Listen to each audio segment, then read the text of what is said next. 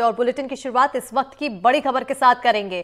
Live in relationship पर Chhattisgarh high court का बड़ा फैसला यहां पर देखने को मिला है, जहां छत्तीसगढ़ हाई कोर्ट ने लिव इन रिलेशन को बताया कलंक। हाई कोर्ट ने लिव इन रिलेशन को भारतीय संस्कृति के खिलाफ कहा है और कहा कि ये पश्चात संस्कृति से आयातित धारणा है। हाई कोर्ट की तरफ से ये कहा गया। आगे हाई कोर्ट ने कहा कि लिव इन भारतीय रीति की सामान्य अपेक्षाओं की विपरीत है और दंतेवाड़ा से जुड़े एक मामले में कोर्ट ने ये फैसला दिया है। इस वक्त की बड़ी जानकारी से आप सभी को रूबरू करा रहे हैं, जहां आपको बताते चले कि लिव इन रिलेशनशिप को लेकर हाई कोर्ट की तरफ से यहां पर टिप्पणी की गई।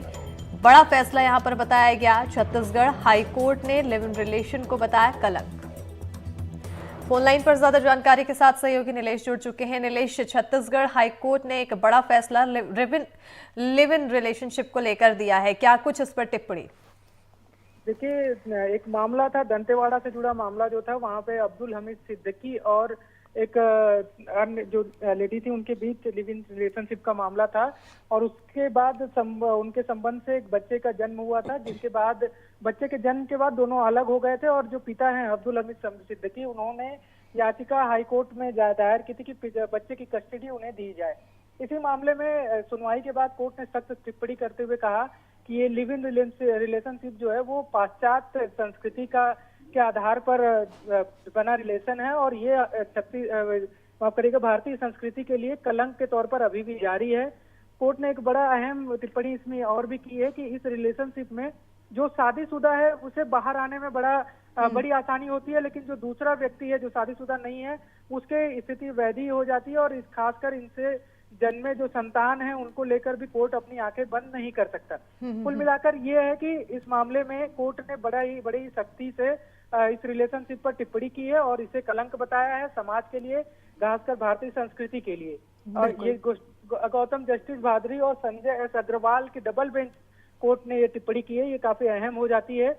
और इस मामले में जो व्यक्ति जो पुरुष हैं वो शादीशुदा थे पहले से, जो महिला है वो शादीशुदा नहीं थी और इसके बाद भी उन दोनों में संबंध बने। इस पूरे अगर फैसले पर ध्यान दिया जाए तो इस मामले में एक हिंदू मुस्लिम दोनों जो कानून है, मैरिज एक्ट है, उसका भी मामला आया, क्योंकि जो पुरुष पक्ष है वो मुस्लिम समुदाय से है और जो लड़की है वो हिंदू समुदाय से है। तो दोनों के रिलेशनशिप के बीच में जो पिता है उन्होंने ये दावा किया था कि मुस्लिम एक्ट के तहत उनकी शादी भी हुई है, जिसको चैलेंज किया गया और जो दूसरी पक्ष की हिंदू लड़की थी उन्होंने ये कहा कि हमारी शादी हिंदू रीति रिवाज के अनुसार नहीं हुई है और जो लड़के थे उनकी पहले से शादीशुदा थे। वो ऐसे में हिंदू मैरिज एक्ट के तहत शादीशुदा की दूसरी शादी नहीं हो सकती, हम लिव इन रिलेशनशिप में थे। ये काफी डिटेल का मामला था, काफी इसमें बहस हुई और पक्ष अपना तर्क रखे। उसके बाद कोर्ट ने एक बड़ा फैसला दिया है और एक सख्त टिप्पणी खासकर लिव इन रिलेशनशिप पर की गई है। बिल्कुल, ये सख्त टिप्पणी देखने को मिली है और इससे पहले नीलेश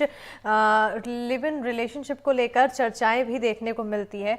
अभिनेत्री की तरफ से भी इसको लेकर बयान दिया गया था और कुछ इसको लेकर सहमति जताते हैं, कुछ इसको लेकर असहमति जताते हैं और उसी बीच अब ये जो फैसला है ये कहीं ना कहीं एक नया रुख देता है इस मामले में, इस बहस में, इस डिबेट में।